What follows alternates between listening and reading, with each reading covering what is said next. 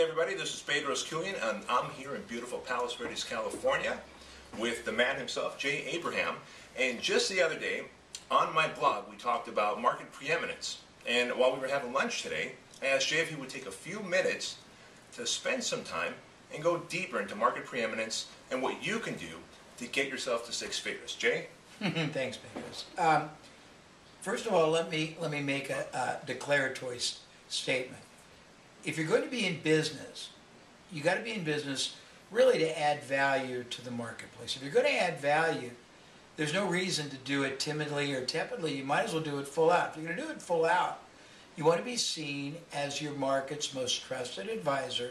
Literally, you want them to see you as the only viable choice they could turn to for whatever the result, whatever the benefit, whatever the outcome you represent. And different trainers probably represent different outcomes. We've spent our life teaching people a philosophical strategy. You can call it a strategic philosophy called the strategy of preeminence. It takes about 2.5 hours to do it. I told Bedros I'll give him a complete version of it he can share with you gratis, but I'll give you some of the high points.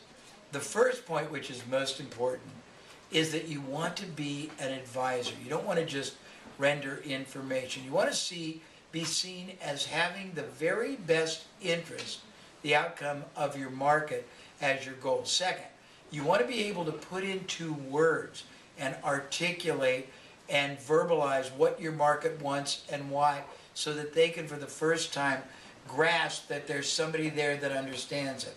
Third, you have to come at it with a serious hopefulness for the market. The hopefulness means you've got a wish for them that's even better than their wish for themselves, because you know what's possible. You know what's possible with a shift in nutrition. You know what's possible with a regimen of regularity. You know what's possible for a body. You know that it's not just about the body. You are committed to transform lives, and the transformation is not just that, although that probably is the outwardly part. The transformation is the self-esteem, the good feeling, the way they carry themselves, the way that their marketplace or their friends or their loved ones or their co-workers sees them, their self-esteem. Next, and it's a very big distinction, most people in a profession fall in love with either the profession, or they fall in love with the activities in the profession, or they fall in love with their own place in the profession cosmos. You want to be preeminent. That's all subordinate. You fall in love with the clients you serve and the impact and the implication and the transformation you can make in their bodies and their souls and their minds and their lives. And you live for that. You look forward, and when they're not with you, you're thinking about the improvement and the betterment you're causing.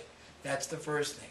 The next thing is you literally and truthfully never, ever, ever compromise your own interest for theirs. It's always about them.